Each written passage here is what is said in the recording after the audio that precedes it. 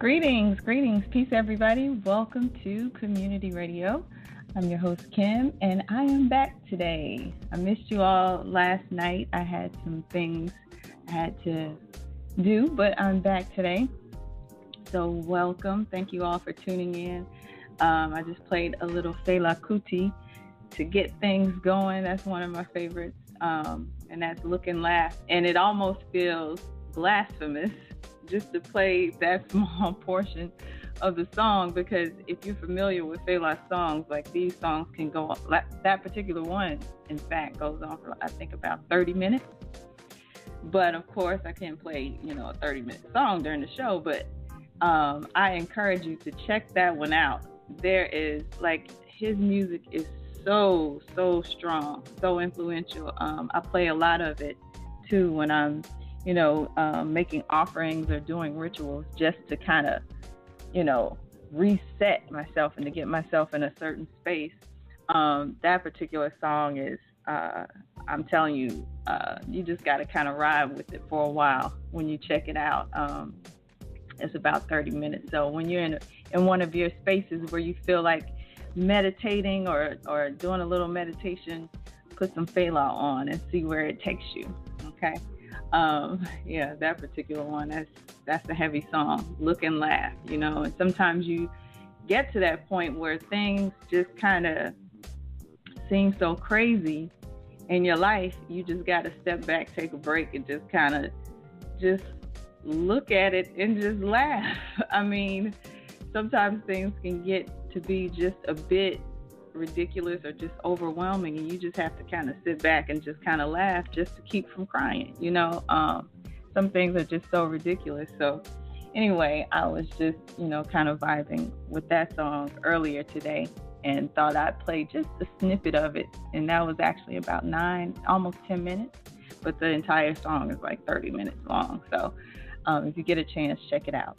But anyway, today, again, I am back with some more couple of topics I wanted to touch on.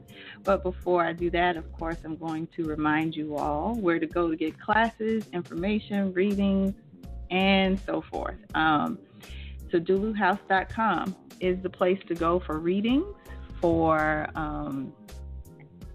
classes, any information about learning about what Anu is all about and what we're doing can be on the Dulu House, because that is the school component of Anu Nation. Okay. If you would like to join the men's call or the women's call, you can go to newlifeglobal.org to sign up for that. And you can also do it from the app. So if you have an Android phone, you can go to the Google Play Store and download the Anu Nation app. All right. So anyway, there's a couple of things that was on my mind today that I found. One of the ones I found out that kind of, I was just, I said, you know what? I'm going to ask the audience. First of all, let me see if I can be heard. Let me check in real fast. I know we've been having some blog talk issues. 813, peace, Brother Anwar. Can you hear me? Yeah, you're sounding great. You were breaking up a little bit, but you're clear right now. Okay. I don't know what's going on. This started on Monday. All these blog talk issues. I went on Blog Talk yesterday to see what was going on, see the site. I think they're resetting the site and redoing the site. And I because it looked different. The actual cover site of Blog Talk looks a little bit different. It was moving out. It was moving in a direction end of last year, but it looked like they did a little bit of reconstruction. So I think that's what's going on. Okay. But of course, they don't tell the consumer, the person that's paying for the product. They don't. They because they sure don't. Because I remember even when the number was about to change. When the number changed, we didn't get a heads up until the last minute. But I saw just in the back end, I was like, "What number is this?" So yeah, I don't know how they roll stuff out, but maybe we'll be clear today. And it's funny that you stated about when you're going through the stresses and it's going through so much problems that you're just damn near about to cry about it. I just got off the phone with my mom with a situation similar to it. And And I had to let her. She needed an event. She needed a place to vent. You know. And this is why it's important that you stay with your elders, your loved ones when they get older, because they need a place sometimes. Yeah. You know what I'm saying? You know, my mom speaks about financial stuff that really at her age she shouldn't have to worry about. You know what I'm saying? Or she has that capabilities not to worry about them, but she is so stuck inside of how the society has molded her, and it's very hard for her to see past that situation. So you know, I had to just lend the ear, help her bring her energy in under a controlled space. Yeah. And you know, that iron. That grounding. Yeah. Yeah. She was asking me, how do you do this? How do you do it? How do you do it? I'm like, Mom, the way I do it is not the way you're going to be able to have to do it, because you're in a whole different space than I am. Yeah. And it doesn't matter how I do it; it's how you're going to have to develop it. You know. And I was going through, you know, and my mother's not like.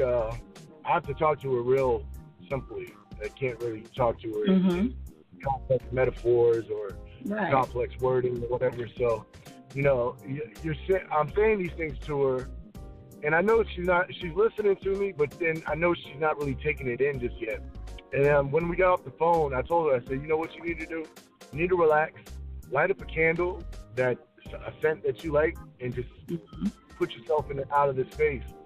I was giving her some advice I told her, I said, I'll come by, I'll bring some food, we'll go eat, we'll go to the park and go walk. Because that's what she needs to do. I think that's one of her best medications, is just to go into a natural environment and just walk, enjoy the scenery, take in some good air, you know, just things like that. And my mother she's 67 and she's got a lot of mobility. So, you know, she's got a lot of mobility. It's not like she can't. It's hard for her to move from here to there. She can jump in her car and just take off like But you know, it's very important that we keep an open ear to our elders and just be there for that. Like you said, the iron, and just to give them that outlet. Because inside of that outlet that you give them, I got wisdom from her issues too. You know what I'm saying? So you're receiving while you're giving. And as long as you do it with open heart, everything's well. Yeah, that's so important. I tell you, because, you know, especially when our parents get that age, they're almost, you know, facing mortality. You know, it's that last phase of your life. And most of the time, a lot of them aren't working or something like that. And so now they have all this time on their hands to just kind of sit back and reflect on their entire life and try to figure out, okay, what do I do now? You know, what do I do now? Like I'm in the last third of my life probably. And, you know, sometimes they feel useless, like nobody needs them anymore. There aren't many, you know, or may not have any type of outlet or any type of community around them, because everybody's doing their own thing now, you know, and they just have so much time on their hands to just kind of sit back and reflect and think about a lot of stuff that sometimes it can be paralyzing.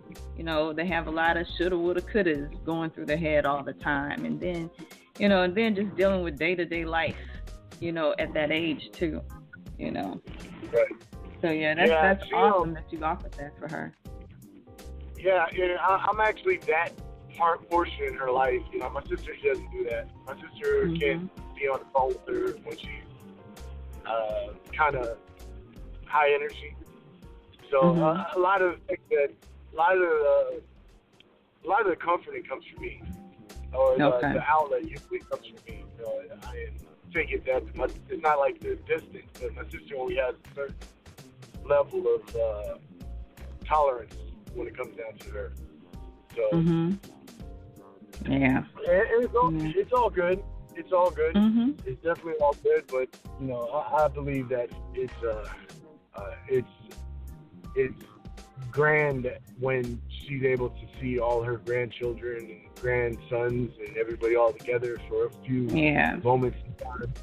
And then, because that's actually, you know, that's her best environment, is when there's a lot of family and all her siblings, all her family members and her extended family around her. She resonates. She's literally like, you know, I always tell my mom she's Oshun, because she's a flower girl. She loves sunflowers all over the house. Sunflowers. Okay. Old lady sunflowers. You know, cookie pots with sunflowers on. Okay. So whenever she gets into atmosphere where there's a lot of people, she just like resonates. She's like the one that's drifting around the room and having conversations with everybody, making everybody smile and laugh and dance. You know, don't let her get on that red wine.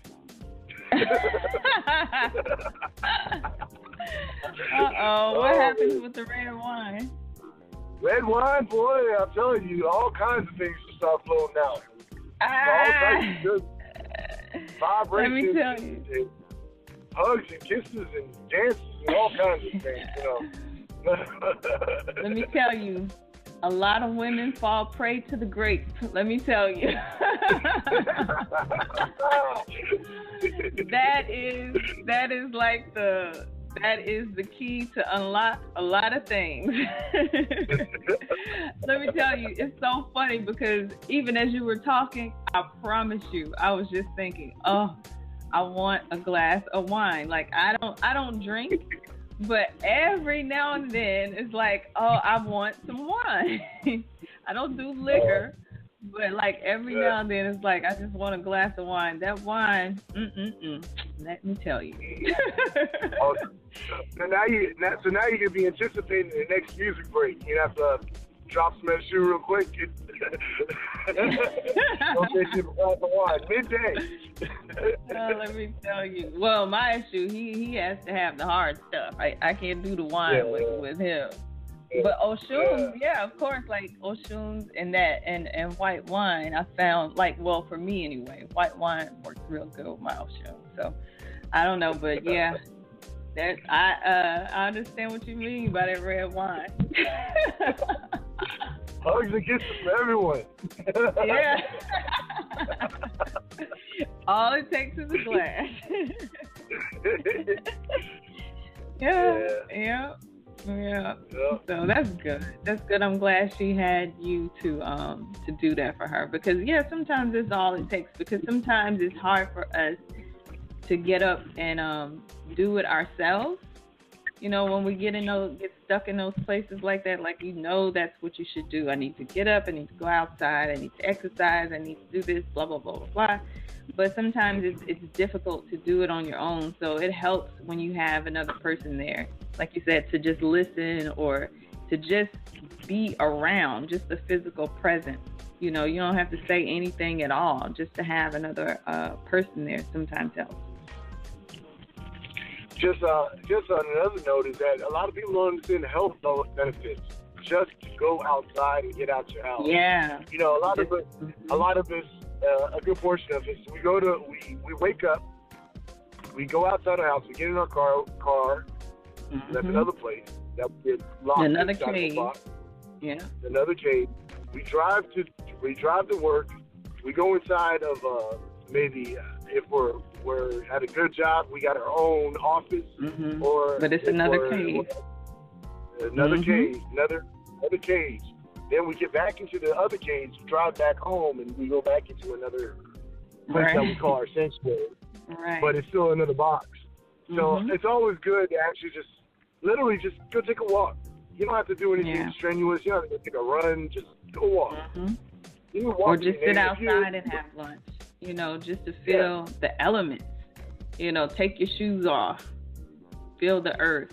Breathe the air. Feel the sun on your face. Yeah. Instead of having dinner on the table, go sit outside. Go get a blanket and just have a picnic. You know, there's so many ways to disconnect from the harshness of what we have to go through in square life. Because that's what it is, square. Circular life, we're going to see all the holistic view of things. You know, think about it. You know, everything that we go into, all the buildings that most buildings are all squares. Most houses are square. Everything is square, hard angles, 90-degree angles. You never get a chance to see the actual curvature of what life is. And, you know, life in general doesn't run off 90-degree angles. Life in general runs off what we call the golden rule or the Fibonacci sequence. Yeah. So it's a circular motion, spiraling, spiritual, spiraling. You know, when you break those words down, she broke those words down for us in other shows. So you know, we sometimes you gotta go into the groove. You gotta go into the corkscrew of it, the vortex of it, and really experience life in that manner. So. Yeah, I remember I was doing a study on that once, just about, you know, architecture and things like that. You know, traditionally, most indigenous cultures, when they do build their house, it's round, you know, because you can almost look at, you know, just like we look at the Odus as wombs or these entry points into different realities. Your home is almost the same thing. So it's like an escape from the world, you know, from the physical world. And it's like when you're going into a box, you know, you're going into a square box, you're boxing yourself in again. But if you look at most indigenous cultures, their houses are curved. Like the ceilings are not flat. The ceilings always seem to come to a, you know, they're curved or they're rounded. And that's so that energy, you know, can kind of circulate, or that energy can rise. It's not capped off, you know, by something flat, you know, a flat ceiling or something like that. But for the most part, they're curved. Even our doors are square. You know, your doors should be round or should be curved. Like everything is just so square. Like you said, just these hard square angles all the time. You're boxing yourself in. And yeah, a lot of people don't do architecture in that way anymore, to where things are curved. You'll see it every now and then, and everybody looks at it like it's some new wonder or whatever. But this is how things were done indigenously, you know. Anyway, things were rounded or curved. You know, the huts or whatever they build is always. And then sometimes, like, even the opening at the top of the home was open. You know, it wasn't closed in. So think about that. You know, like I said, just allowing that energy from inside to kind of go out, or even allowing certain elements to come in, but just having that exchange of in and out, you know, in your home is refreshing in itself. Yeah. You know, on the 14 keys, I did I forgot exactly which one it was. Let me see which one. I think it was order. Order. I think it was order. And I posed, when I made the graphic, I made a graphic with a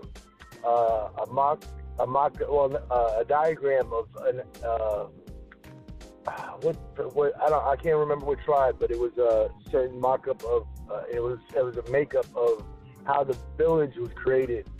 And it was created in a circular manner, where the center point of the village, the center point was the meeting area, the kitchen, the place where everybody was working at. The chief would sit at the top of the circle, and everything else would branch out. The families would branch out. Right. And it was cool that inside of that picture, it went from sizes, like from the chief's house being the biggest, and from outwards, it started becoming smaller. And as the smaller it got, when it got to the other side of the chief's place, it was the open space, so you could travel outside the village. But there's small little houses right there that were shrines, or for the for their ancestors to live in.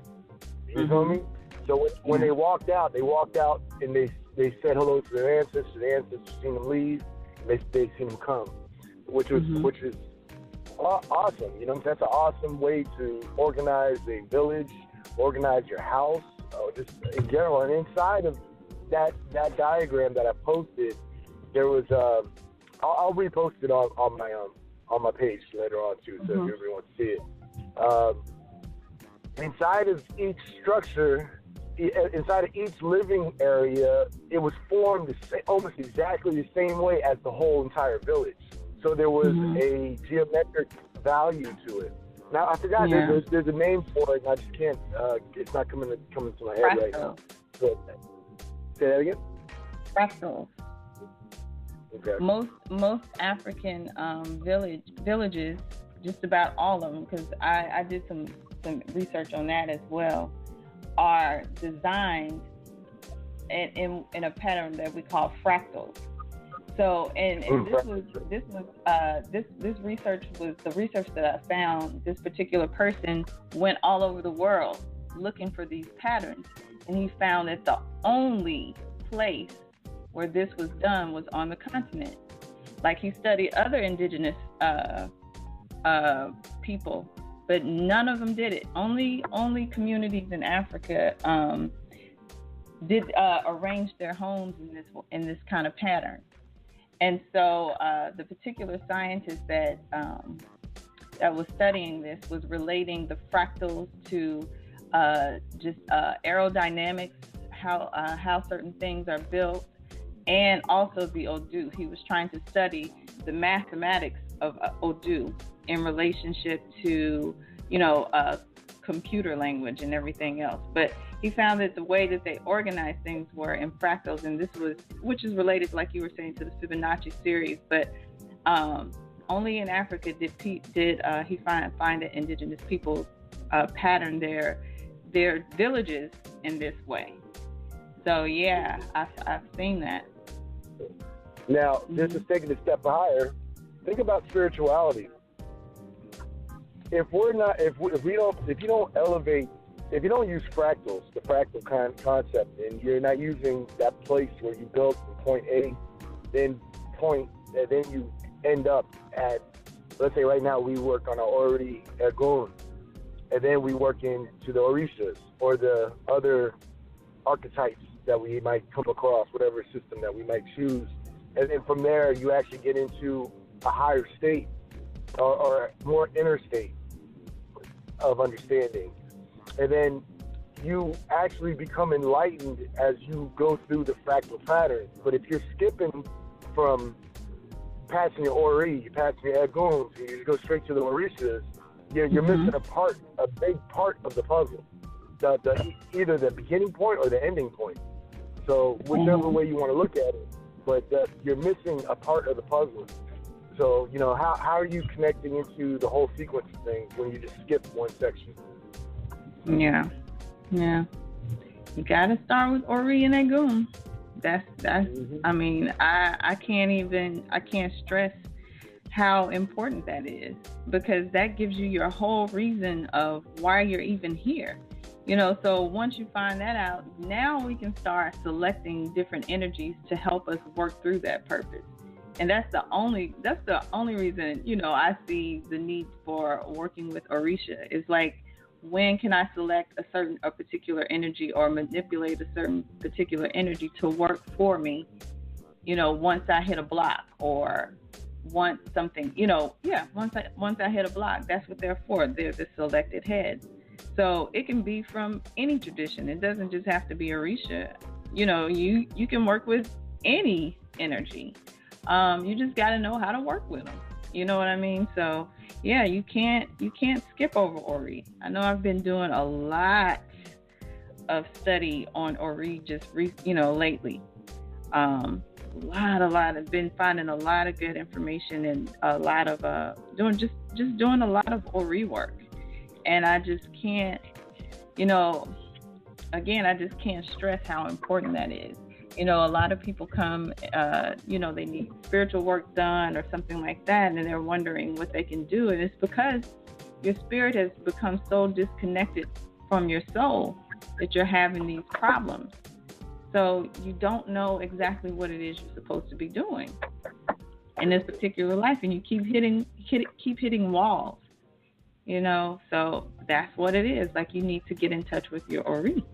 You need to get in touch with your ancestors for help. They were actually people who walked the earth. The Orisha were not, you know. Yeah, after the show yesterday, me and Brother Joel were talking, and we were talking. We're both on Module 3, and we're both kind of like feeling the energy. It's like we're both on Oshun, and I was just like breaking down. I was breaking down what I thought, and he was breaking down what he thought, and I said, like, we're both in this like state, and I described it as you know, going into the story where Oshun's sitting on the couch admiring herself and admiring her beauty and everything, and she's not really doing nothing. She's just there. I'm here. I'm Oshun. I'm the top one. And I was breaking that information down. I said, you know what? That's exactly the vibration that we're in right now. But we're not. I'm not saying that we're admiring ourselves. We're looking in the mirror, trying to figure ourselves out. You know what I'm saying? So we're both at a point, because we've been working on, both of us have been working on Module 3 for a very long time. And I told him, I said, this is where we're at. We've gotten so much information, we've gathered everything. Now we're just kind of staring at it in the mirror, and we're trying to figure it out. We're trying to put the name to it. We're trying to orchestrate what we're going to write down as so we can finish up the project. The module. So it's like, once you start realizing those little attributes and start seeing, especially this is the reason why the challenge, phase 1 challenge, is great, because we're working together to solve some obstacles that might be inside of the modules. So, you know, we're looking at it and we're talking about it, and we're like, yeah, you know what, you're right. You're growing, and now since we're using this community to do it, we're growing. We're able to move and actually finish the module with a better understanding than if we did it by ourselves. Right. And then, if we we're seeing the steps. Well, really, what we're doing is seeing the steps now. Okay, all right, we're getting a little bit more comfortable now. And that's really what it is, what it's all about, and especially how the challenge is set up. It's set up so we can all help each other. Right. You know what? I want to thank you for sharing that, and thank you for doing that, because recently I've had a lot of people who reach out to me about just things they're experiencing through phase 1, and every time I keep telling them, use the forum. Write your experience in the forum, or call each other. You know, everybody wants to reach out to either Chief or wants to reach out to me and ask questions and ask me what's going on. I feel like things are getting worse, and you know, they're kind of, you know, expressing some type of paranoia or whatever. But what I wanted to, what I keep saying is, you know, talk to each other. Like, this is what the men's group and the women's group is for. I don't know if the women are doing it, but I've heard the men say, you know, even when you all don't have a meeting, like, you all have exchanged numbers, you call each other, you talk to each other about the different exercises. You're not calling Brother Charles up, you know, asking him to consult with you, or trying to call Chief. Like, you all are sharing these experiences. So I don't know if the women are doing it. If they are listening, I want to encourage you all to do that instead of, you know, kind of calling me to do it, because at that point it's like, okay, do you want to schedule a consultation or what? Because we've put things in place where you can use the forum. We've contacted, you know, we've exchanged emails and information with each other. Like, you can call each other and discuss these things. And this is the thing that people do not understand about phase 1. Phase 1 is ministry to self. So even though you're doing a lot of rituals and you're doing a lot of things in phase 1, and, you know, a lot of people are saying, you know, well, I did it. Am I supposed to be seeing something? Am I supposed to be, you know, what was supposed to happen? I don't think I did it right, blah, blah, blah, blah, blah. And I don't know if they're waiting to see little green men or something pop out of the shadows or what. But when we say ministry to self, that is what we're talking about. Like, no, these exercises that you're doing are going to bring out some character flaws or some issues that you have within yourself. So even like with the first exercise, you have people that are afraid to sit in the dark in their own homes, in their own houses, where they supposedly are supposed to feel safe. So what's part of the lesson in that? Part of the lesson in that is, why am I an adult who's afraid to sit in the dark? Why am I so afraid to sit in the dark?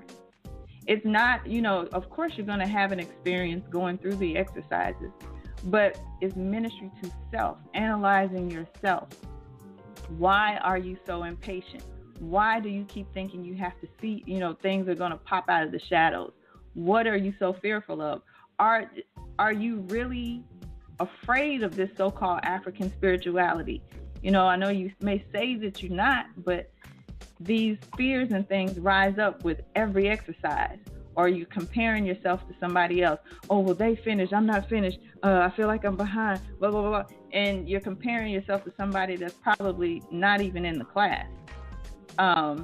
These are the issues we're talking about that you're going to experience in phase 1.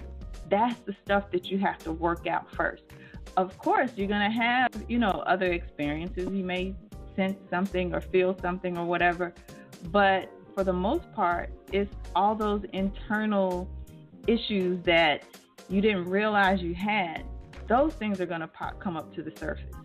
And just going through these exercises or whatever, like I've had a few people to reach out to me who have said, like, I feel like things are getting worse in my life. I don't know. I'm confused. I'm this, I'm that. And it's just because now that you're doing these exercises, that stuff is coming up to the surface. You've suppressed it, and it's been resting in your subconscious for so long. But now these rituals and things are starting to bring them to the forefront. And now you have to kind of look at them and face them. So you may find yourself in situations where you're questioning yourself, or you're doubtful about things, or you're trying to, certain people are coming into your life and are causing all kinds of, distress or problems and all of these kind of things. This stuff is going to happen. That's what it is. It's there to show you. So you don't even really get into the invoking and the magic stuff until like phase 2 or 3. So it's like, these are the things that you got to work through and get out now. Because I can't tell you, let me tell you, if you're afraid to sit in the dark in your own house, where you rest every day, where you feel secure, where your family is, where your family resides, where you go to sleep in the dark every night. If you're afraid to sit in the dark just alone by yourself, can you imagine what kind of, if you have to go out at 1, 2 a.m. in the morning out into the woods, into a place that you've never even been in, to do a ritual? If you got to sit out there in the middle of nowhere in some strange woods to do a ritual, and it might be raining or the weather might not be so great, how do you think you're going to fare when you do that if you're uncomfortable just sitting in the dark in your house? So these are like small little baby steps of trying to get you comfortable with just your true self before you can even start to tackle like the big stuff. Let's see, I see someone with their hand up. Let me give everybody the number real quick. It's 515-605-9862. Just press the number 1 if you have a comment. I'm going to go to 864. 864. Peace and love, family. Hotel. How's everybody? Greetings. I'm well. How are you? I'm doing just fine, sis. I guess I just, how you doing, brother? Remarkable show, remarkable platform. anytime we're able to speak about African spirituality, and anytime we're referencing African spirituality, we must speak about the traditions and the culture, which were the vessels that brought us African spirituality. And like I say, this is a wonderful dialogue, even as we're talking about how to engage in etiquette, as we say in the Kemetic terminology, which this term is basically things that are done. And these, just as in rituals, these are things that are done that should be basically like first nature, second nature to us. But now we have fallen so behind the mark where we participate and do ritualistic things. We sacrifice, and like you said, sis, some people might not go out in the dark to bump around, to sacrifice that to perform rituals. But if you told them that they had $10,000 or their favorite rapper, or if they had some type of material out in that dark, I'm pretty sure we see that on Facebook sometimes. They say, well, would you go out in the dark to get this, diamond ring, or, so we have sacrificed, or we don't mind sacrificing for things that the European has created, knowing that this is the type of sacrifice that we must put back into our own selves. And even as you were speaking, talking about that dark place inside Kemet, we understood that as the Duat, which that is the spiritual world. They call it sometimes the underworld. And in the Orisha, this is the place of the Igun and the Egungun. Basically where our ancestors, they are not quote unquote dead, but they are just in another progressive stage of life that we are in. And as you were speaking, just reminding ourselves that ancestral veneration is the most important thing that I've learned on my path, like lifting up your ancestors. A lot of times, this is why people can't turn off the lights and dare to look, because it's a lot of clutter. It's a lot of clutter that may be stagnating themselves as far as it relates to past relationships, maybe a bad relationship with their father, bad relationship with their mother who's transitioned. So a lot of times, because people have not cleansed themselves properly, and again, in the Kemetic culture, the cleansing mechanism we understand is two vessels called Ma'at. That is a deity, but these are only things that are at our disposal within us. So when we're talking about the ability to be able to cultivate good character, as we are practicing ritual, because that's another thing that I'm seeing as well. You have people that may be babaloas, they may be priests, they may be practicing different forms of our tradition, in which we all know that all forms of magic, it comes from us initially. Juju, it comes from voodoo, Houdon, Vodun, Hesi, Heka, things of that nature. So these are all terms that we understood before the white man, Wicca, before a lot of these people that are utilizing the same magic which we first showed the world. I think it's good to understand it from the angle of ourselves that belong to ourselves. So when we're practicing that, there's not that we're doing the rituals to win over that woman that we couldn't get in high school, or where we are doing rituals to, do some evil stuff. I think developing that character, and like you said, that's a lot of that internal work that's going into that dark chamber within yourself. Well, we have to do a lot of, I myself included, nobody is exempt. All of us must do that conditioning on a daily basis, sometimes several times a day. We must put our thoughts, words, and deeds on the scales to ask, is this something that is integral? Is this something that my ancestors would be proud of me doing? Is this something that is going to be that I would do in the presence of my children? A lot of times when we hold things accountable, In those terms, as we hold ourselves, I think this will allow us to be able to practice ritual, to be able to engage in an effective manner to bring back in the restoration that is needed now, where we can talk about this stuff and where people are actually looking at us with integrity, and they aren't like looking at us like we're shabby, because we're not practicing it in the right manner. Because like you said, somebody may pick up and they just want to perform and they want this to happen. But a lot of times the reason why certain things are happening in your life is because that is your destiny. You understand? And that's one thing that you were talking about earlier as well, because people want things to happen as the next person, or just like it's happening to their neighbor. They might want a car, they might want a house just because the neighbor, but it's not in your sha'i.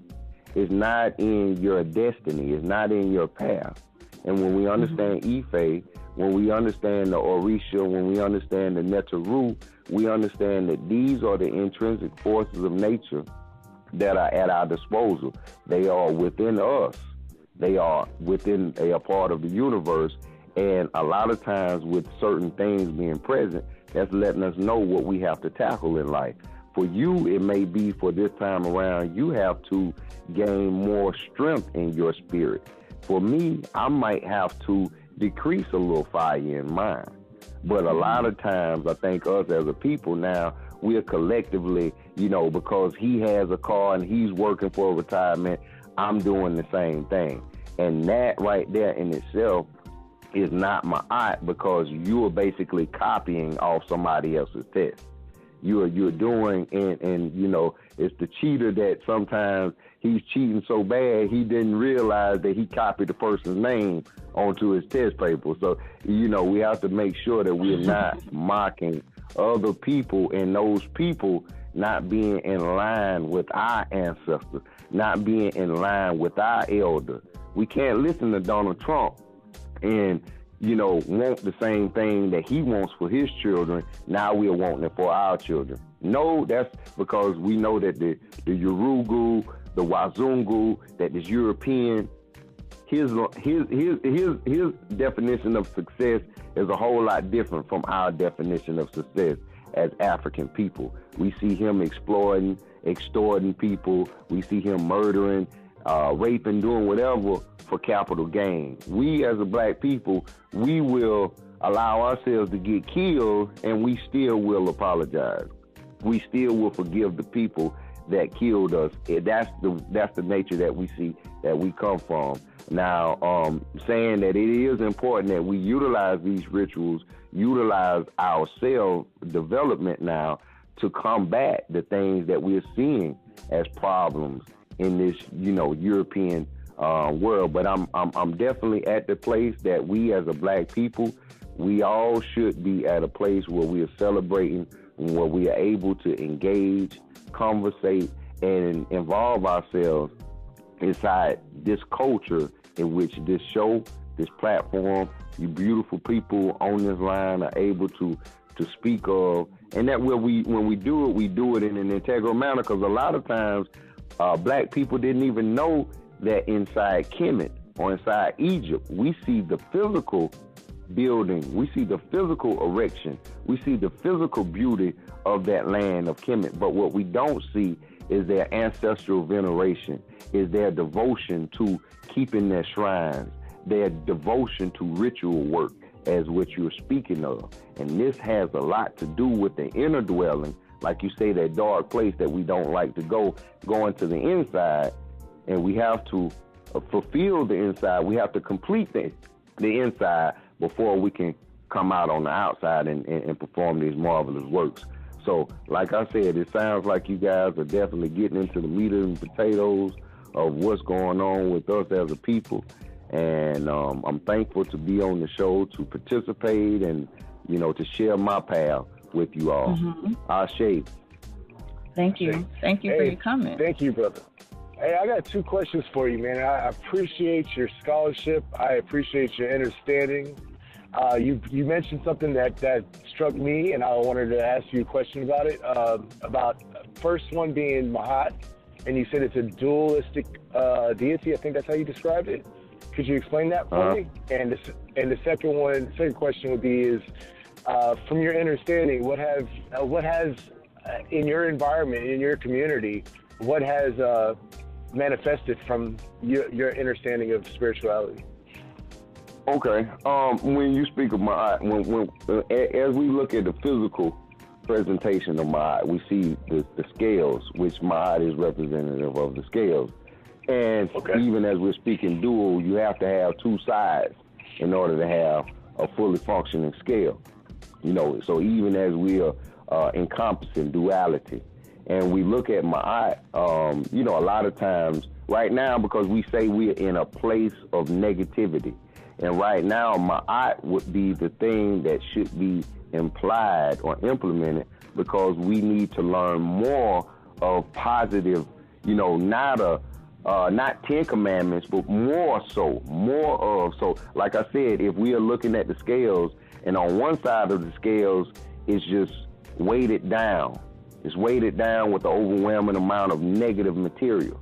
Like, you would find a good reason, or whoever is in between that's doing the balancing will find it a good reason to look at that one side and know how much of a thing that they would have to put on the other side. A lot of times alchemy or the alchemist helps us understand more of what Ma'at is, because you don't want to, if you're trying to come up with a solution, you can't put too much of this in, because you'll wind up, you know, destroying the solution.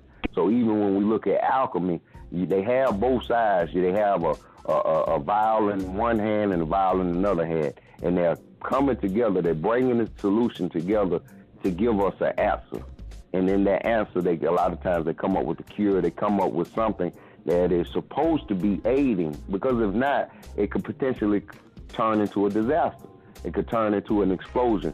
So like I said, that is the dual approach, that where we are looking at the negative side and also the positive side, because we can't be so light. You know, Ma'at has a lot to do with the feather, and we can't be so light that we will float away. You understand? Even with that feather, it needs to be grounded. So there is a certain level of brute, there's a certain level of fire, there's a certain level of groundedness we need to be. We can't just be all positive. So like I said, that does allow us to observe and look at ourselves, or look at the situation to see how much of what is needed in order for our success in going forward. And again, to answer your second question, asking about how African spirituality has helped to encourage my life now. Me and my wife, we have our times. It's not perfect. Of course it's not perfect. But we were married inside African culture, inside the African tradition. So even that in itself gives us more standards, more so than the ones that are presented by European culture. You know, so it's allowing ourselves to be expressive, because I think a lot of times we might just say African spirituality is just one thing, but I think African spirituality helps us define the culture that gravitated, that loved, that clinged on to African spirituality. We did other things outside of African spirituality, but we do know that African spirituality is the way of training our inner in order to bring a more effective outer, you know. And like going back again to what the Queen said when she was talking about getting in that meditation is very important, especially for us gaining this connection, because African spirituality has everything to do with our ancestors. That's who we are. If we're claiming African spirituality, you can't claim African spirituality in the true Ma'atian manner if you're a European, or if you are of some other ethnicity or of some other genetic makeup. We are claiming African spirituality because why? We are Africans. So this has a lot to do with our ancestors. You know what I'm saying? Because our ancestors are why we are who we are. So it's about continuing the lineage and the legacy in order to bring a more fruitful tomorrow, because we want our seeds to be as strong as our strongest ancestors were.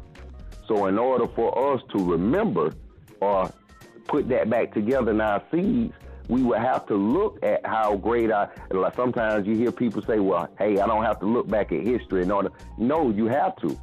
If you have a kid that wants to be Michael Jordan and he wants to pattern his gameplay after Michael Jordan is a thing of the past.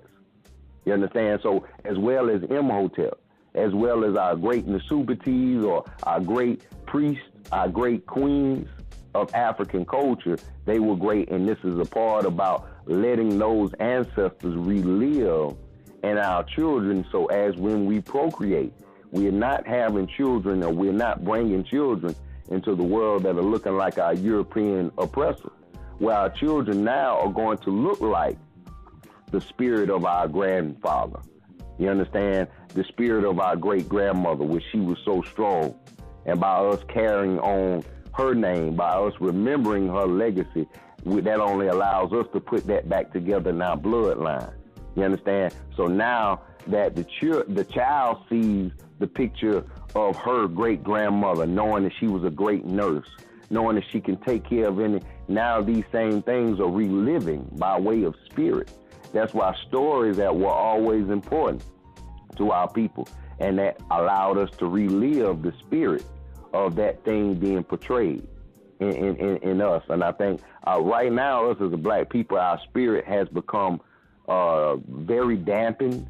It's become very defeated, where we feel like, you know, we can't, even our millionaires are only complacent with talking about doing drugs and, you know, just some low life stuff. Our millionaire young brothers and sisters, we don't talk about things that are going to be effective to producing a positive spirit. You know, our children are gravitating to, drop it down low, or go over there and shoot them up, or go over. This is just the dynamics of, not saying that you all on this phone, but the collective of our people. When we go on to BET, this is what BET gives us back. This is what BET reflects: the most raunchiness, the most thuggish, the hoodest, the you know, and like I said, this is all part because of our spirit, because we have had a lack of doing that spiritual work, remembering our ancestors, cleaning them off. We remember our ancestors now with the face of a white Jesus. So we're saying that our ancestors, or our grandmother, they're all up there in heaven with Jesus. And you know what kind of face comes with Jesus. If you don't believe me, go Google Jesus and see what you get. You're going to get a pale-skinned white figure. So right now, right in that, 80% of our people here in America are having this, you know. So imagine what happened when we cleared that up. And rather than thinking that our mother is up there with white Jesus or in white heaven, that our people are still living with us in our African greatness or in our black greatness. Like I said, that's a dynamic in which the European has basically utilized juju or voodoo or heka or mind control on us now, where he's giving us, you know, the devil, so to speak. He's giving us the devil, which is nothing, and we're waiting on the devil as a people. And the devil is only going to come to harm us more, you know, taking us back to the presidential election. A lot of our people were upset that Donald Trump won, but hell, Donald Trump and Hillary Clinton, they're one and the same. It seems to me that our people would have been more happy if Hillary Clinton would have won, when she is just as brutal as Donald Trump probably could ever be. And like I said, it seems to me like our spirit has become defeated. It has become dampened. It has become distorted, rather than looking at our high self and looking at the things that are going to be successful. Therefore, that's why we in 2017 still not many valid accomplishments that we have for ourselves, but we still are having to wait for white people to come restore us. We're still marching, saying, well, hey, Mr. White Man, can you take your boot off? And we're still looking at this, because I'm wondering, because we're still dealing with the same spiritual, the same dampened spirituality. Like I said, not us on this phone, but the majority of us, we don't practice ancestral veneration. We probably could care less about our ancestors, and as that relates to our children. So I didn't mean to be so long-winded, brother, but hopefully that does answer your question. No, I appreciate the time, brother. I appreciate the time. No problem, brother. Thank you. I have a question for you. We talk about ancestors all the time as if, they are in the past. Well, we also know that, the children and people that are here now, even you and I, we are also ancestors that have come back. So we're here. The ancestors are here. And so, we when we speak about ancestors, we always speak of them in terms of like they're not physically present or they're not here, and we gotta erect these shrines and go back and do libations and make these offerings and do these sacrifices to a shrine. But the ancestors are here. We are our ancestors. So your son, your daughter, your niece, your nephew, those are your ancestors. They're present in front of you. And so instead of, getting wrapped up in just the outer shell of African spirituality, where we have to, or different systems, I don't even want to use the term African spirituality, but different systems where you have to, make offerings or whatever to a shrine that you erect. These offerings can be made or to each other, being kind to each other or helping each other or cooking better food for each other, taking in better food. Like Anwar was saying earlier, going for a walk with your mother, just listening to them, talking to your elders, talking to your children, doing certain things for your children or rearing them in a proper way. That's ancestor veneration. So I think sometimes we get a little too dogmatic about different systems when we're not consciously thinking about, who are our ancestors. Because when we keep dogging each other about how bad things are now, as if they never were bad. I mean, they've been bad since we've been here. There's not much that has changed. But we keep looking at each other as if, like you were saying something about, our spirit is something's going wrong with the spirit or whatever. It's because we're not venerating each other. We're not venerating the ancestors that we can see, that are presently here. We can make certain offerings and do certain things for each other. That is ancestral veneration. When I cook myself a decent meal, a good meal full of live food, good water, things like that, that's ancestral veneration, because that ancestor is in my blood. I am that ancestor. Finding out who I am, that's part of ancestor veneration. So I think that's something that we skip over because we keep looking back to go back to something or trying to connect to the outer shell of whatever spiritual tradition you're in, and we feel like we got to go to these shrines and do all these things. And I'm not downing shrines at all, because of course I have shrines, but there are things that we can do now physically here. So if we are our ancestors and we're here, we're present, why is it that things are not going the way certain people say that they should? Like, we have all these problems and this, that, the other, some of the things that you spoke about. And I wanted to get your opinion on that. But I'm asking because I'm like, I think that part of the reason is that we're not recognizing that we are ancestors. We keep going, we're coming at this whole thing in the same way that we approach Christianity or Islam or any other religion. We have this fundamental understanding and a very dogmatic understanding of how things work. And I definitely agree with you, sis. And a lot of times the very thing inside some of those dogmas and indoctrinations were actually given or stolen or taken away from our ideas as African people. So not even as we look in the Bible, because there are rituals and certain things in the Bible that we can sometimes demonize But when we do a further examination, we say, well, oh man, this comes from, Africa.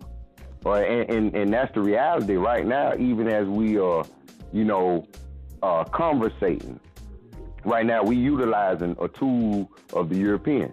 We're utilizing the English term, the English terms of the English language. And some people might say, well, hey, that's what we have to do. We gotta use it because it's here. But if that's the case, we might as well say the same thing with the holidays.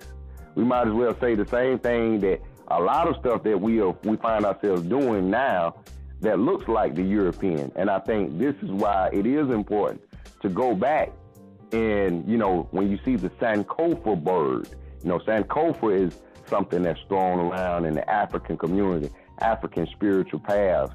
Sankofa, that beautiful bird, means to go back and fetch.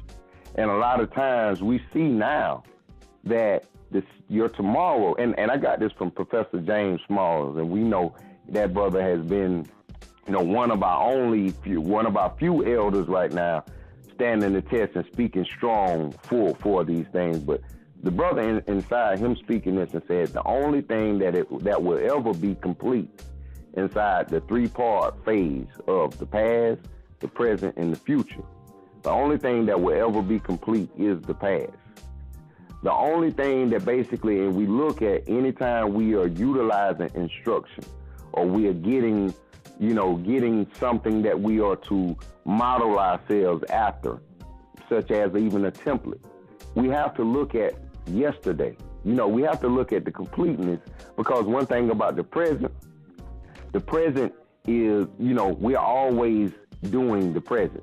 And once anything in the present is completed, it will then be the past.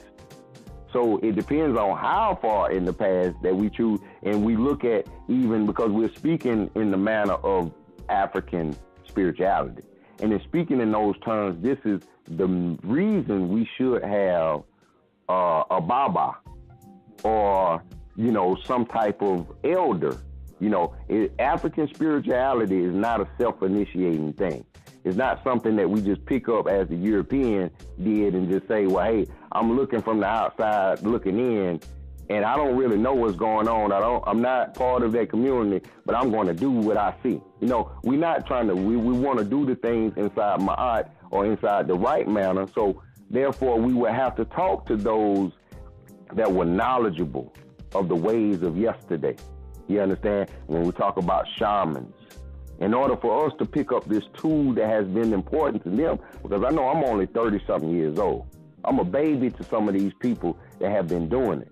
So before we can go forward, we have to first salute and pay homage to those that have been doing it before. You understand? If we're wanting to get, because you're right, we are the children that we see now, they are the ancestors' return. But if we're not careful, they can be the European ancestors' return. You understand? Even though they may look genetically black or African on the exterior, but you have some people that talk just as white as any cracker, as any white person. And that is the importance of knowing how to look at spirit. Because you say, well, darn, just because he looks black, he doesn't sound black. Or some black brothers or sisters out here will cut your throat quicker than any white person. That is a reality. And like I said, even when we're looking at the potential ancestors' return, when they are returning, sometimes they come back to basically kill our children. It may be a brother, and so not all the time we can say that they are our ancestors. Because when we look at things that are our ancestors, we look at integrity. We look at even some of our blood relatives, they aren't our ancestors, because they have basically wrote themselves out of what is integral to our being. You understand? Whether it be they rape someone, there's certain things that you do that get your behind written right out of your bloodline. You understand? And so this is why it is important that when we are doing things, that we're doing the things that are integral to the succession of our bloodline. And like I said, we have some children that are coming back. They could potentially be geniuses later on down the road. But I know I'm from the side of town where I've seen some of the most despicable, horrific black children treat other black children just as bad. You know, so I have questions. You know, if they are our ancestors' return, or, you know, sometimes because our people have praised the white man so much, we have to ask, is that a white spirit coming out of a black body? You know, as we're questioning what is good for us. So the reason why I say, sis, just in the mind of you saying that, taking that time out, because you're right. Anytime we have to sit back and do that work that is quote unquote unseen, because we have become so physical. This is why people can't sit down in the room and just see the important part of cultivating the nothingness. You understand? This is the same relationship we have when we sit down in front of that shrine. It's not an actual real person, quote, but this is the importance of developing the spirit, because you can't see the spirit. You can't touch the spirit. It's basically the fourth dimension, as they call it, over there with gas and things of that nature. So it doesn't have the actual physical parameters in which we would look at, even as you looked at the ancestors, or saying the ancestors' return. So there's a lot of work that we have to do in the quote-unquote non-physical side as well to get a productive physical side. And a lot of times, in order for us to have a good day, we have to have sweet dreams. You know what I'm saying? Because some people have a shitty day, have a bad day because they had bad dreams, because they tossed and turned all night. When they realize if they want to tackle the presence of their day in the physical, sometimes they might have to tackle the way that they sleep at night, if that makes sense. Mm-hmm. I have an understanding when it comes down to the soul and the spirit. Two different things. When we speak on the ancestors and we speak on our Yaguns, we're speaking of the soul.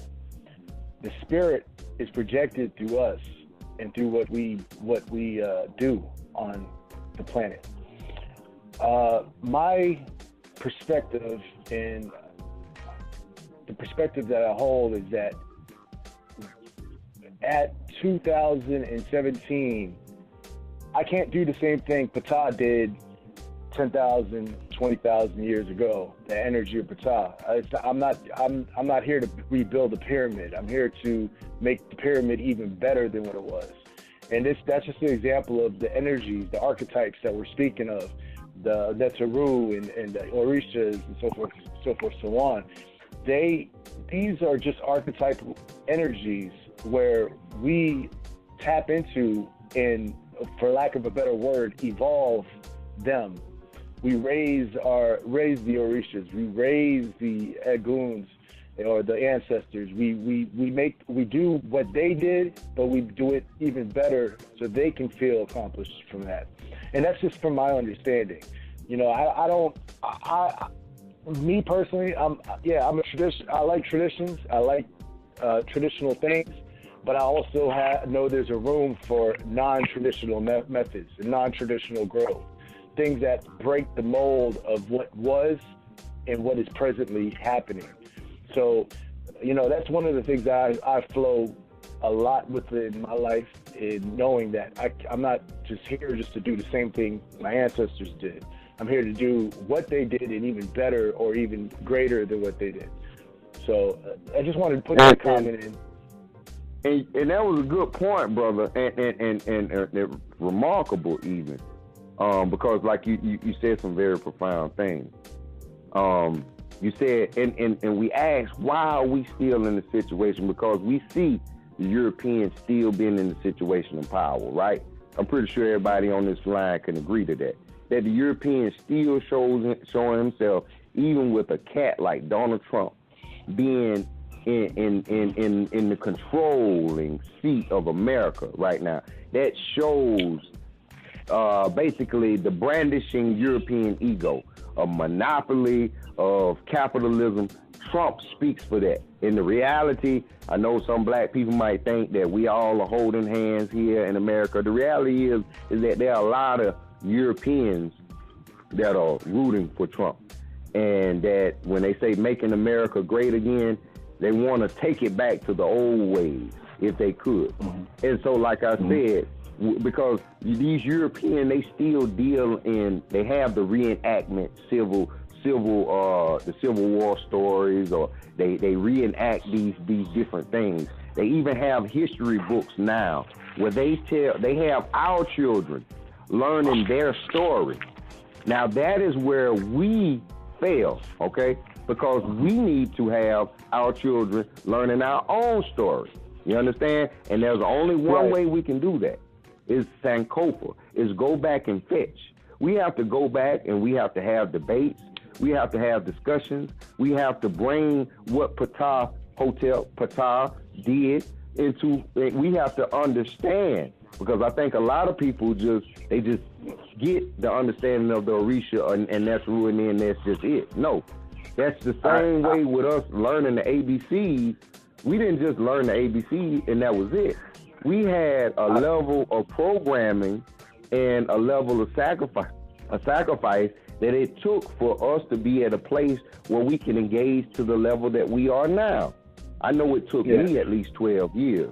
It took me at least 12 years. And we say all those things, a lot, whether it be color, whether it be numbers, whether it be the alphabet system, these are all things that the European has put in place for him to say that, okay, we're going to have to succeed, so we're going to have to do these things. I'm going to have to get me a degree. I'm going to have to get me a major. I'm going to have to do this in order. And now this has a lot to do with how we define ourselves. But my thing is that I want, and I'm not telling anybody to do what I do. I just don't want to be faulted for wanting to build the pyramids. Right. At least if I wanted to do or make something better than the pyramids, I have to at least understand maybe a half.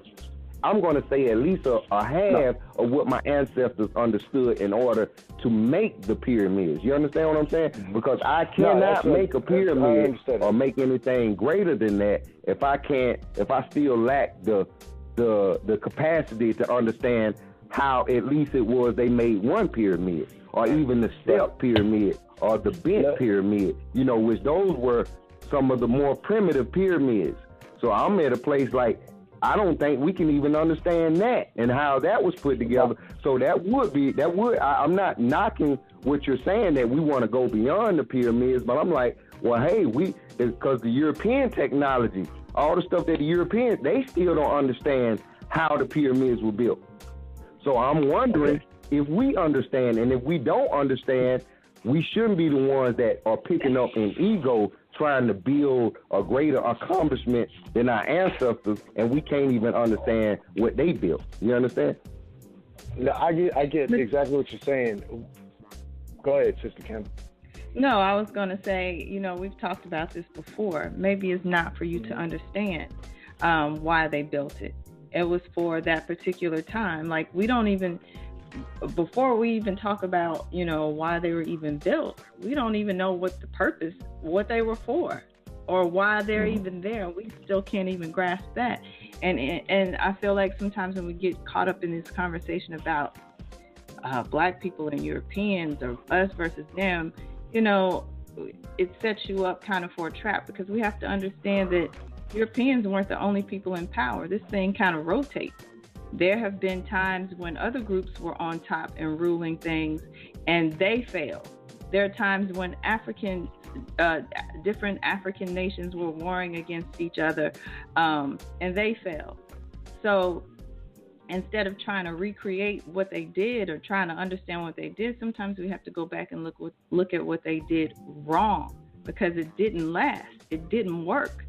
So this obsession we have to keep going back, trying to understand why they did what they did. Why, Chief used this example before about graffiti. Graffiti art. Like, I don't know, I can't read some graffiti, and that's because it's not for me to understand. The same thing with when we look at our children sometimes, or these ancestors that have come back, we sometimes give them a bad rap because we don't really understand them. We don't understand what they're doing.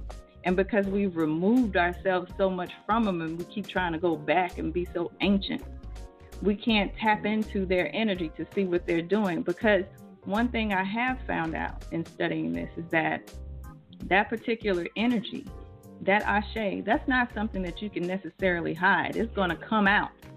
And Chief has talked about this before, like with the creation of hip hop or, break dancing and things like this. These people are doing, making the same gestures and doing the same moves as people on the walls of Kemet.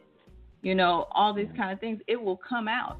And at that particular time, you probably had the same elders looking back on them saying, I don't know what's going on with our kids now. We done lost them because the European did this and the European did that. But we're not seeing the genius in them that's being displayed because we don't recognize it, because we're so busy trying to go back. Let's do what the ancestors did.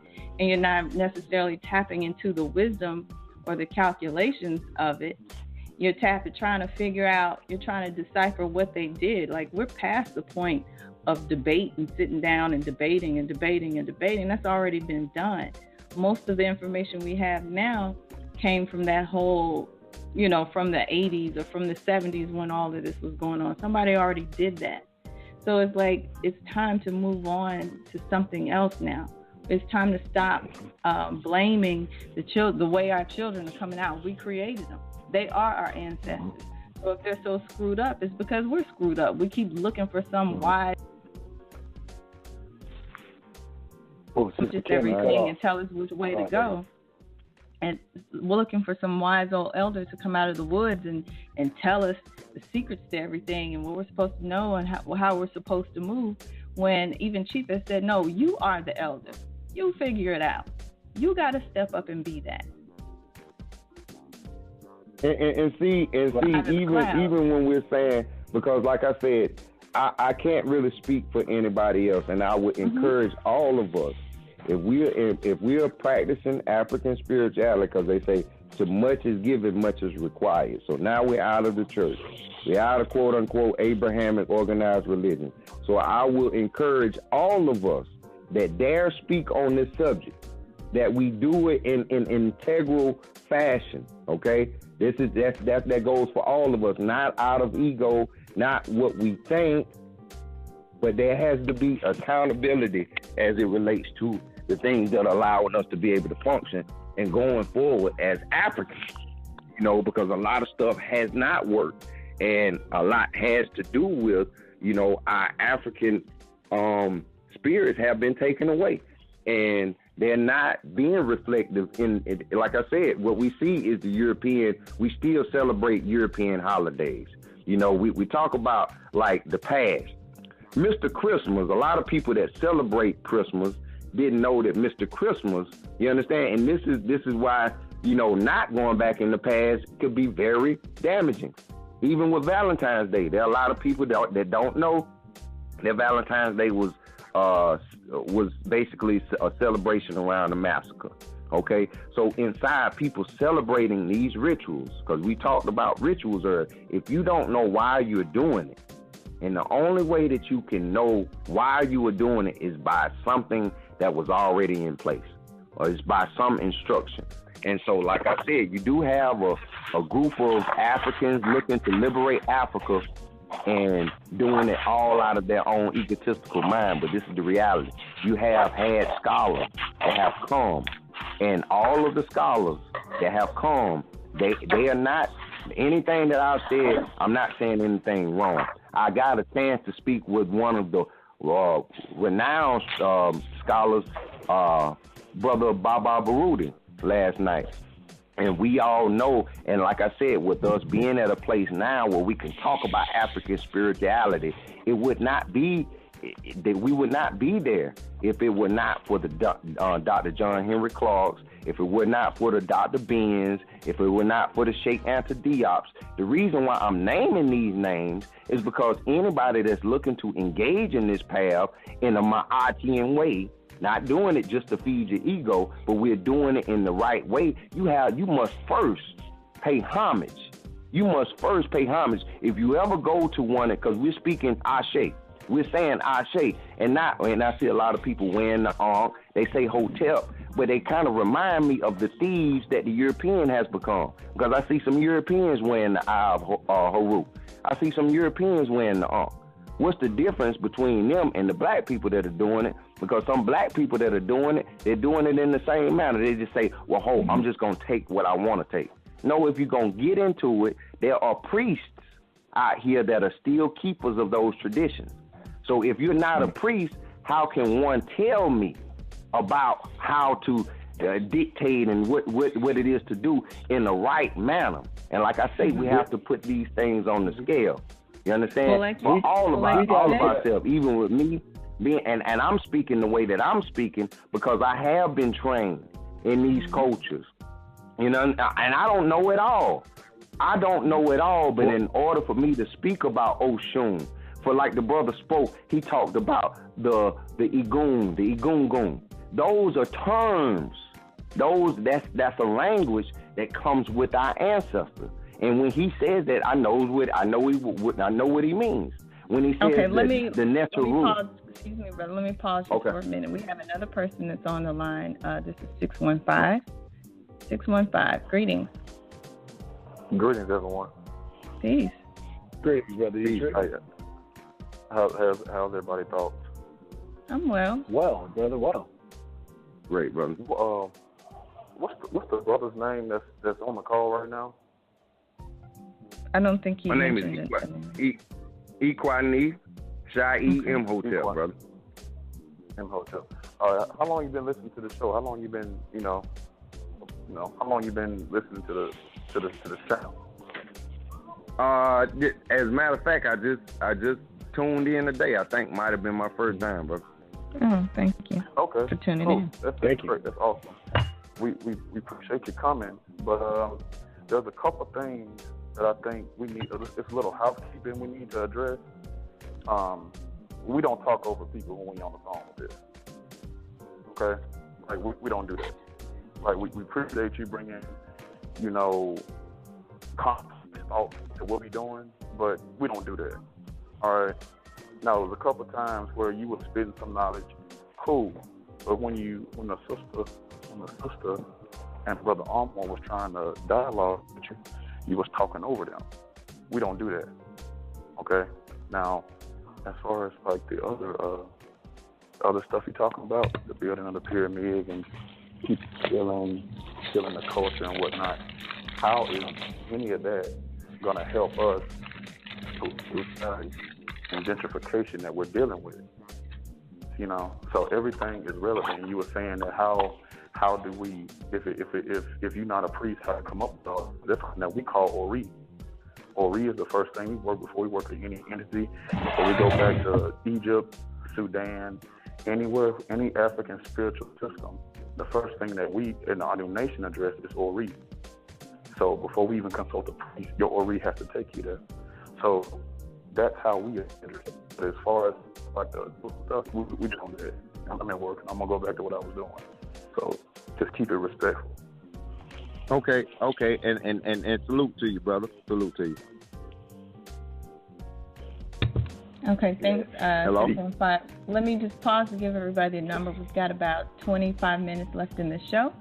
The number is 515-605-9862. If you have a question or a comment or would like to join the conversation or even bring up a different topic, that's totally fine. Just press 1 and I'll bring you in. Okay, you all can continue. There's an archetypical energy that we have, and it deals with knowledge, wisdom, and understanding. And Mahat, Olafin. And what I'm hearing, and one thing that I would like to express, is that I'm a doer. I will ingest the knowledge. I will do something in regards to that knowledge, and then I will actually get the understanding to it. Knowledge, wisdom, and understanding. And that's the big point where we're stuck at. I think as a people, I'm not talking about just Anu Nation. I'm talking about the whole community, just to clarify that. The whole community of people that are studying ATRs and studying higher spiritual systems is that we get stuck on just the research, and we never take that research and that information and gain wisdom from it by doing something in regards to that energy. And that was kind of my point with the pyramid concept is that okay, let's build a pyramid. Let's go in the backyard, build a pyramid.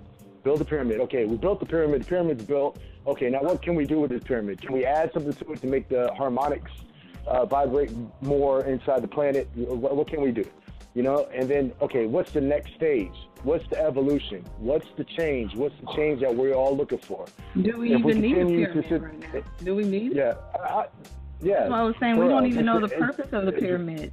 So, I mean, how can it really change? Yep. How can it really change the position that we're in when we don't even understand why they were built? Or is it even necessary that we? Or well, I'm just throwing it out there. Anybody can answer. But I'm just saying, you know, is it even necessary for us to know that in this day and age? Like, what are the pyramids doing for us now? What are they doing for us at this current time? Because, and I'm not, you know, attacking anybody's position. I'm just trying to invoke deeper thought, because sometimes I feel like when we get involved in this, we can romanticize the past so much that, like Brother Anwar was saying, we don't gain any wisdom from it because we just keep romanticizing how we used to be.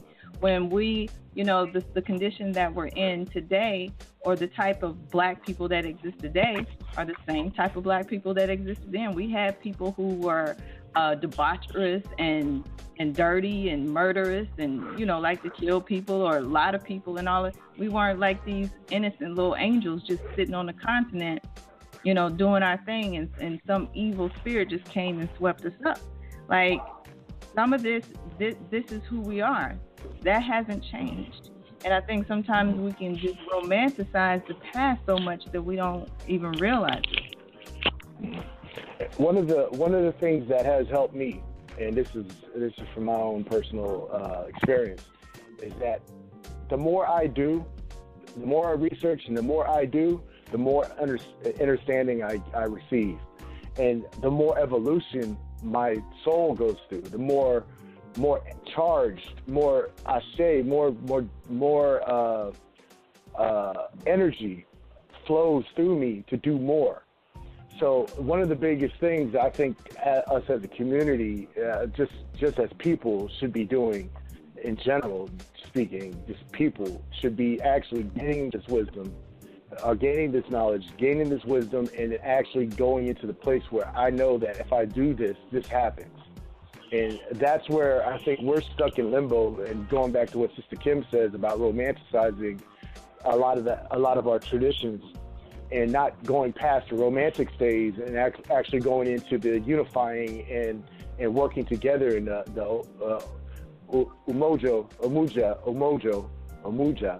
Into it. I forgot what it was. You know me, man. I always mess up all two kind of words, man. Yes, you will wreck a word. Ujima. You will wreck a word. Ujima, there you go. Ujima. And going into that essence of actually community working together and building and creating things that have never been seen before. Because I truthfully believe we continuously stick to this or participate in the paradigm that we're in. We're going to continuously keep on seeing square houses, square buildings, square cages, like we were speaking earlier. And we're going to still be sitting there romanticizing our ATRs and our traditional systems and not moving out of that square space and that cage. So that's one of the that's the biggest point I will make, is that do, instead of just sitting there ingesting and being the consumer of knowledge and not gaining any wisdom from it and no understanding from it.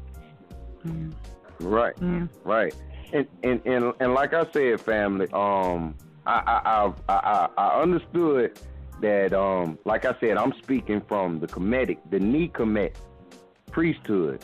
And I understand, like, right now, and it's been like the whole, and I'm not going to point the finger, all right? But it's like I've been under attack the whole time that I've been here. But what I'm going to do, it's not the Orishas against the Netaru. That's not what it's about. No, it's not about your... No, not at all. It's not about that, because one thing that we understand with our comprehensive education now, that our ancestors held high to the Orishas because they were important. Therefore, you guys now are talking about things from ancient wisdom, okay? And if you take your information into another group of people, of black people that are a little less diminished, they're a lot more diminished in thinking, they would say, well, hey, we don't need to go back and talk about Ashe. I've heard them. I've heard them. They say, well, we need to worry about what's going on now. And there is the only Ife temple, the only Yoruba village. Do you guys know? I'm not sure if you know what that is here in America, but we have one here in America, and it's not actually a part of America. But that's something that a lot of people don't know. A lot of people don't know that. A lot of people that even quote unquote practice African culture, practice African spirituality, they might call out Ogun, Oshun, Shango, Legbo. They call out everybody, but they don't even know that there's an African village here. Some may not even care that there is a group or community of people that they don't support the European lifestyle, that they are working within this Yoruba village through African culture. You understand? Where they still have what some people may call primitive ways still intact, okay? And that is here in South Carolina, in Sheldon, the Oyo-Watanji village. So it is very important for if those that are picking up the pieces now and claiming to be the practitioners or claiming to be the ones to put things back together in an African fashion. Of course, it'll be according to our African ancestors. And like I said, it's not up to everybody to read the pyramid text. But I do know that when I read about Ma'at, when I studied more about Ma'at, that helped develop me more as an African. And if I'm on this line and I'm able to share with you all how nothing but positive things about life-changing experiences to me or for me, and how I still am active. I'm not active. I'm not a Yoruba priest. I'm working to be a Kemetic priest. So I think even with that, we have to respect those people that are keeping the tradition alive and not just stomp on them. And because they're actually people, we have a trip going back to the continent, regardless if you want to go or not. There are some people that go back to Las Vegas and we don't have a problem with that. So if one wants to pay their money and go on a trip to go back to Africa, I'm wondering, why is that such a problem? You understand? Because someone says, well, hey, I want to go back and, Excuse me. I don't think anybody on the phone has said that they didn't want to travel to Africa. Nobody said that. And I don't know why, if you feel attacked or, what did you say, under attack or something since you've been here. But yeah, because it was like about the pyramid, sis. That's all. No, I was just asking you questions. You know, for me to ask a question should not feel like an attack. I was just asking you different questions about the pyramids. And then to even what you were saying just about the hieroglyphics and everything, like, where did you get that translation? I don't think but where did that translation come from? Because a lot of the information that we have about Kemet came from Europeans. We weren't traveling back to Europe to get it. We weren't digging, chiseling things off the wall and, making trips back all the time. We were vacationing other places. Like we didn't go back there. So all I'm doing, I'm not attacking you. I'm just trying to probe a little bit deeper to ask you, where you got the information, or to have you think about it a little bit more, or, just to really bring up some questions, because sometimes we don't really think about it, because the information we get, we program ourselves with it without really, like I was saying, gaining the wisdom of it, really understanding it, and really asking the questions that need to be asked, which is the same thing that we do with our ancestors. We just take them. We don't look at what they did. Maybe they did something wrong. Maybe this didn't work. We can't follow you because, and I'm not saying not to venerate them, not to respect your ancestors at all. I'm not saying that. I'm not arguing different systems, because I haven't spoken about what system I work with. I didn't say I was, working with Kemetic systems or Yoruba systems or anything. But sometimes, again, like we romanticize these things and we get so in love with them that we can't sit back and take an honest critique of the things that we're ingesting. And that's all I'm trying to do, is just take an honest look, or to look at both sides, look at the thing as a whole, not just fall in love with the good parts of it, and look at it and see, where do we go wrong? What's wrong with this? Do I need to know about the pyramids? Are the pyramids changing our condition in this place right now? No, not really. I mean, be honest. If that was true, then why, you mentioned some things about our children. Why are we, and, black people, or whatever you want to call them, in this country, are in the position that we're in? If the pyramids are so great, and if we can translate the hieroglyphs, and if we have all this knowledge of everything, then why isn't the situation better? So that's all I'm saying, is like sometimes we can just get so full up of, eating information that we never digest it, and we just keep just espousing stuff, and it never changes anything. And one thing that I'm learning to look at now is if that, even with me and my critique, and I try not to be so stern with my critique now, as just understanding, even as we look at Martin Luther King, and, a lot of times we as black people, we can become so critical to black people that have done something. You know what I'm saying? And I'm not saying that we shouldn't, and I think I introduced myself from analyzing things from the Ma'atian manner, and I think I described, or I was able to, let you guys know that Ma'at didn't just mean all good. It's both sides of the scale. So of course you wouldn't romanticize. You're going to do things in a very honest way. But like I said, outside of what we see, not only in Kemet, because it's not only the pyramids. If it were not for Kemet, I would still listen to the scholars. And like I said, listening to Dr. John Henrik Clarke, listening to Malcolm X, Dr. Khalid Muhammad. And like I said, if these guys are important to you all as they're important to me, I'm pretty sure you hear their resounding words encouraging us to at least go back and ask questions. What were those Africans doing on the Nile Valley? You understand? To at least ask questions, not saying that you won't demonize them or say, well, hey, that they messed up here. But why would we do that when our ancestors worked so hard to make sure that, hey, we got something?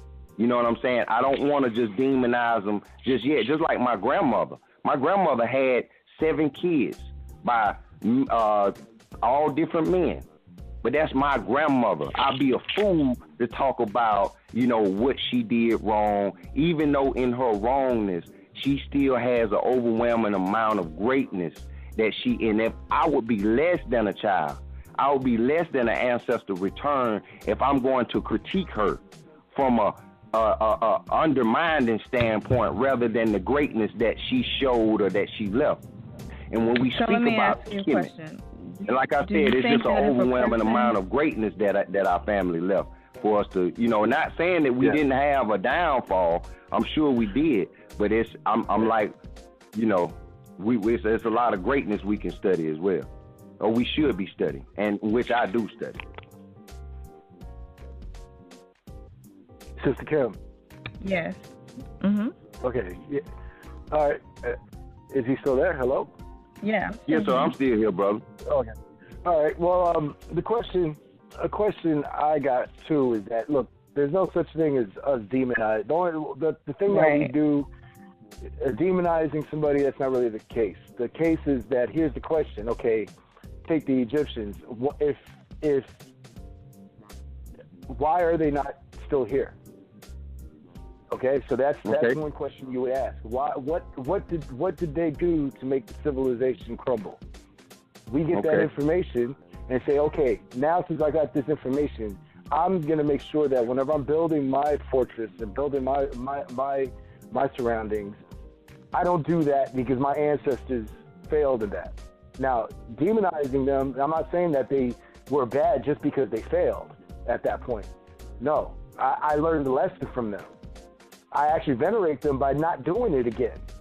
Right. And now I've grown into a place where I could build a civilization that's in complete balance with Ma'at, in complete balance in Obatala, in complete balance with the archetypes that we might have, and in complete harmony.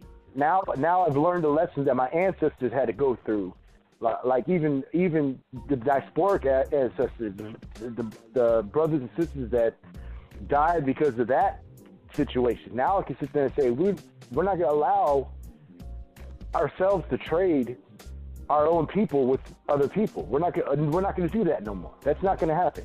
We respect our people.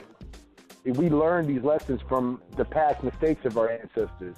So demonizing them just because they made a mistake, no, that's not it. What we do is learn from their mistakes. Right, and it's okay to say it's okay to say you were wrong. My parents, they're my parents. I honor that title, but did they always make the best choices? No.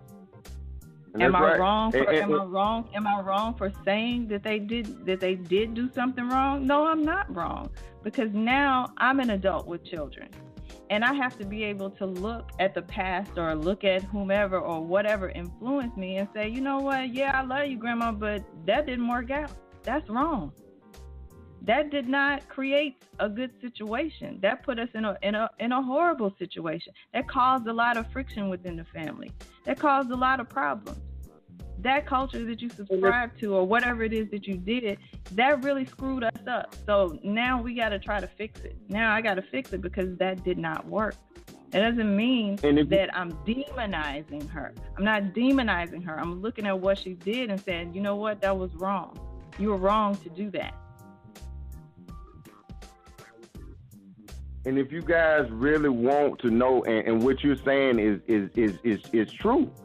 What you're saying is true, and I don't think I ever romanticized with any of my ancestors, be it the ones from, upper Africa, northern Africa, southern Africa, western, I don't care what part. If there's anything that caused us to not be the best that we could be, I'm all for analyzing that.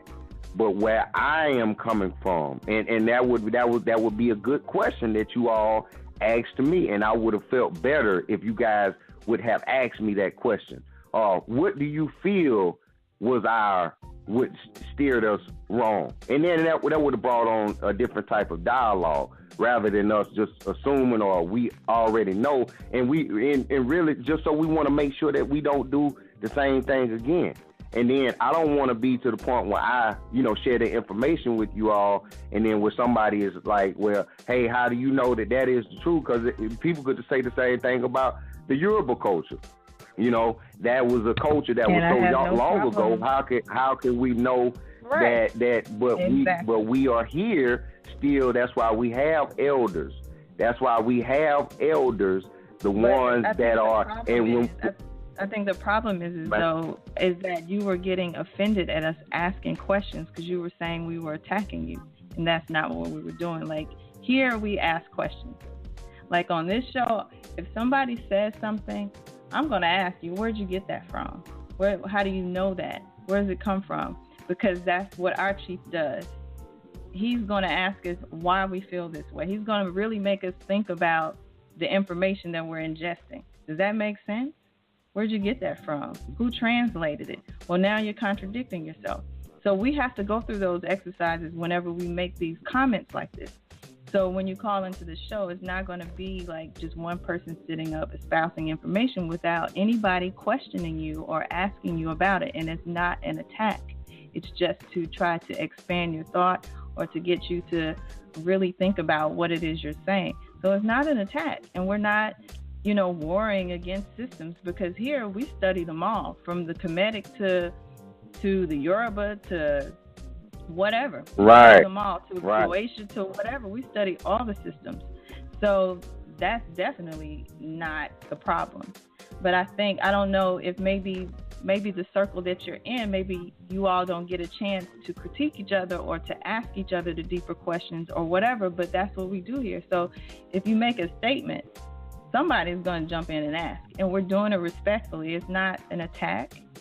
I'm not attacking you. I'm just asking you. And I feel like you feel like people asking you questions about the things that you're saying is an attack, and it's not.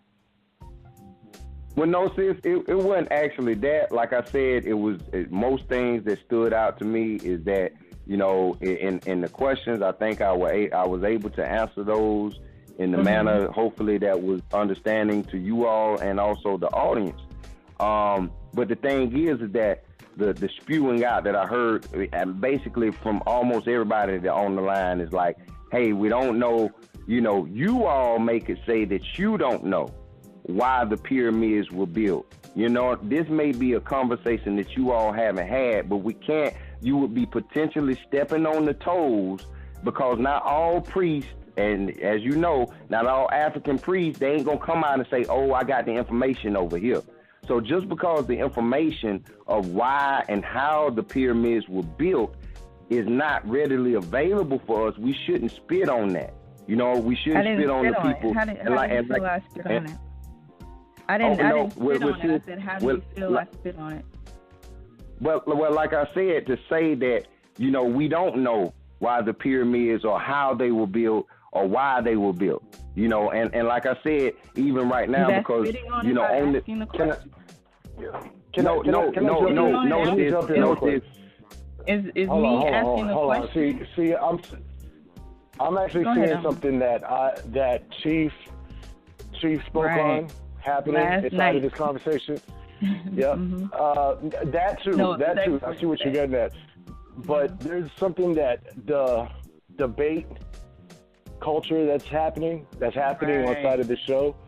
That this is the problem with debate. If we can't walk out of this debate and say, "Oh, here's a solution," right? What's the point of having a debate? Now, what we're talking about is just cracking open the information and going deeper inside the information. Now, in Ma'at, and when you're dealing with Ma'at, you're dealing with balance. To balance the scale, there's no animosity here. All it is information gathering for not only us, but for the listeners and for the people that are participating in the show, where they're learning how to take in some of the information. Like the breakdown you did with Ma'at was perfect. That's from the studies I've done. I've just seen I could have said the same thing. It's perfect. It's right on. But how do I use that Ma'atic information in my daily life to how I teach my children? Or even in this conversation. How do we use it in this conversation, which is not being demonstrated? So that's what I'm trying to make a point of. Me asking the question of why were the pyramids built? What's the purpose of them now? Is me knowing about the pyramids affecting my life right now? Is it doing anything for me right now? What's the purpose? That's not spitting on them. That's not me spitting on the pyramids or anything like that. I'm asking the question, and nobody is answering that question. And all I could do is share with you all. Like I said, I got on the line, and I was basically intimate with you all. I told you all how I was walking in priesthood myself, and I was able to, you know, let you all know that I didn't get married in the church. I didn't get married in the Islamic faith. I got married in African culture. I got married in the Nikamet tradition. I didn't get married in the Yoruba tradition. Not knocking those that have. You know, not knocking those that have, but I'm just telling you, I got on here to kind of let you all know what has been working for me. And then, like I said, what I was met with was like, well, hey, the same thing, that ain't going to work. Or, you know, you can't build the pyramids. And I understand, I'm not trying to build a pyramid right now. The thing I am trying to do is promote the integrity that our people had. And if the brother, it sounds like you know about the time of Ma'at. Ma'at was a time, it was more than the 42 admonitions or the 42 oaths of Ma'at. This was a thing where it was done at the beginning of the day, which were word called Negative and Positive Confessions of Ma'at. And what we talked about with inside building a pyramid, it don't make no difference if we build a big old hill with rocks or we build a big old hill. Let's if we get in America, build a big old pile of money. What the pyramids show is Pan-Africanism. And like I said, I would have loved to expound on this earlier, but what we do know that it took 42 nations that it was met inside Kemet, the Ramutu people. It was Pan-African. So it was a collective of cultures. It was a collective of nations that came together to put that shit, put all that other stuff to the side and build. And by this reflection in history, that just shows why our people were able to get together as Pan-Africans and put that stuff to the side. But like the sister said, that was a bad point as well. There was a point where we failed, but I think a lot of times. The question is, brother, those 42 nations that came together to build the pyramid, they came together and had a solution to a debate. We haven't even validated any of this right now. That's the problem. Is like we're not validating any of this information. We're not validating things. Right. He's like, oh, if you want to use my bag, you can move. So I'm like, okay. Dietrich, your phone. You really can move. I'm like, I'll mute. Dietrich, hit mute. I think part of the problem is what she says. First, we have to qualify all the things that are being said, which has not been done, which is why probably you're taking a lot of this personally. We're listening to what you're saying. Nobody attacked you about, marrying, your marriage or anything. I don't even know where that came from. But I didn't say you attacked me for my marriage, sis. I didn't say that. Okay. So I think a big part, like you're giving a lot of information without any qualifiers. Like none of this has been qualified or anything. We're just kind of taking what you're saying at face value. So because we're all very familiar with Ma'at. Chief has schooled us extensively on Ma'at and what it is, and so none of us have we haven't thrown that into the mix to even to break down what Ma'at is with, from our perspective or our understanding compared to your understanding. That's not even the case. We're not debating facts here, or we're not debating religions or traditions or anything like that. You haven't heard one of us yet dispute anything of any of the information that you've brought forth, which can be part of the problem because, like I said, we're just taking this at face value. But what we're just questioning the way you are calculating thought. We're not even debating or questioning your information, so to speak, which would probably move the conversation along in a better direction. But just asking you, and not even just you, just the audience in general, to chime in on what they think about it, because everybody is not coming to the table with the same amount of information. And I don't know, maybe you think that, because I know you said that this is your first time listening, so you're not familiar with the things that we've talked about or the things that we've studied, and vice versa. We don't know everything about you as well. So nobody really knows where the other person is, but to go back and forth and argue about it is pretty pointless. So anyway, I just wanted to say that nobody's attacking anybody, but you will get asked, where'd you get that from? Why do you think this? How do you come to that conclusion? It's just not an attack. And that's good. That's good, sis. And everybody should be held accountable. But like I said, I think I did let you all know that I was part of the Kemetic priesthood, which, and in particular, I'm pretty sure if you're on the path, you know exactly who Tahir RBG is. You're familiar with Repat Nation. With Repat Nation, Henensu is our Ni Kemet, which is that is the Kemetic tradition. And like I said, we have trips going to Kemet every year. I'm on Facebook. You can look me up, Equanif Shaim Hotep. So I'm not one of the brothers or, one of the people that are coming, hiding their hands. I definitely, and like I said, I was just interjecting, showing you all, telling you all about the wonderful things that I have learned on my path of African spirituality. And we all know, hopefully, those that know African spirituality, they wouldn't actually need to have me present to feel, you would know that what I'm saying is some real stuff.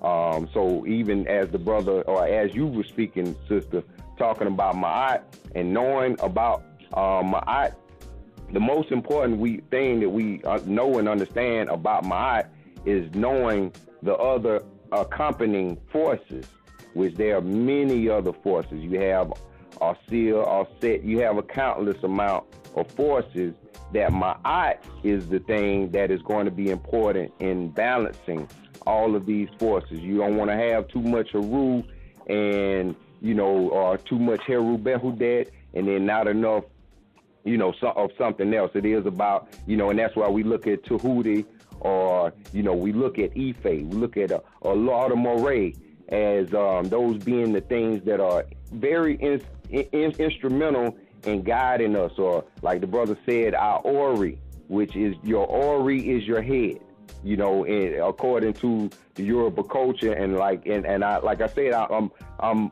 assuming that this show you guys come from the Yoruba standpoint of Ife or Santeria, and that is something, like I said, I'm not speaking this stuff being a child on this path.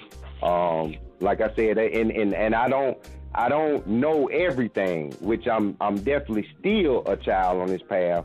But I'm happy. I still got a lot to learn. But I think, like you said, sis, as long as we can engage with each other together, and if I missed you guys, is whatever you guys are doing in the community, or your programs, or that we should support each other, and like I said, I'm definitely, and I don't think I was I wouldn't actually just point it out at anybody, but that's just what I felt by me. And I know not only on this show, but a lot of times when me as being a Kemetic priest or walking that path, a lot of times when we're talking about the things of ancient Kemet, it's like, well, man, we'll take a little bit, but nah, we ain't gonna take everything. But it is about going back in, understanding what our ancestors left for us in Ife or Kemetic tradition, and I would encourage everybody, stick with something. Find yourself, be a master at something, rather than just over here dealing with everything. Be a master at something, so we can, because we need more masters out here and mastresses, more women and men that are actually being masters. And like I said, that was the most important thing that I found inside Kemet that allowed us to erect those shrines, to erect those temples, was the self-mastery. Know thyself, the importance of knowing yourself, knowing your ancestors. The reason why you would know your ancestors, like you were talking earlier, sis, when you see the actions in these young children, we'll say, well, darn, that ain't nobody but granddaddy such and such. If we know about our granddaddy such and such. But if we don't know about granddaddy such and such, we just look at that as being a new action. But if we look at, because I have a child, and my child was born on the same day as one of my, aunts that have transitioned. But if I didn't know the day that my aunt was born, I wouldn't know that my child was. So I think a lot of times it is important for us to remember those ancestors, remember the things that they like, and I'm not encouraging that for everybody, because that's not, African spirituality is not a path for everybody. Voodoo is not a path for everybody. Sacrificing animals is not a path for everybody. But for those that are encouraged on doing it the right way, like I say, I was just offering, my walk with that path, brother and sister. Okay. Well, since we're got the end of the show, I would like to say with what you said about knowing thyself, know thyself, and then do thyself. Because once you know thyself and you're in complete balance, the things that you do in your communities, the things that you do with your families, the things that you do with your just people around you will help connect these nations and help us get into a better place in the future. So I just want to make that statement. That's pretty much it. Just make sure you get the doing involved. It's not just the knowing. Okay. All right. So that is the end of the show. Thank you all for calling in, and thank you for your comments. Again, remember, for classes, training, or readings, you can go to seduluhouse.com. We still have the Phase 1 challenge going on. So if you are a part of the Phase 1, make sure you get signed up for that. Let's see, what else? Men's Call, the Women's Call, anewlifeglobal.org. Make sure you get registered. If you need spiritual work done on your behalf, you can visit my site, seriousfitch.com. You can find me on Facebook, Instagram, Twitter as well. Let's see, what else is there? Yeah, okay, that's about it as far as the information goes. Again, if you have any questions or anything, you can send them to questions@anewnation.org. And we will be back tomorrow. Let's see, what's today? Today's Thursday? Today's Thursday, yeah, Shango's Day. Okay, so today's Thursday. We'll be back tomorrow from 7 to 9 a.m. So we'll help you get your dawning started tomorrow. If you are around, wake up, have your tea, coffee. I know I was sipping on some bitters here throughout the show or whatever. So whatever your ritual is at the dawning, if you would like to include us in that, make sure you call in. We'll have another great topic or have some more conversation for you tomorrow. Thank you all for tuning in. We'll be back tomorrow. Peace.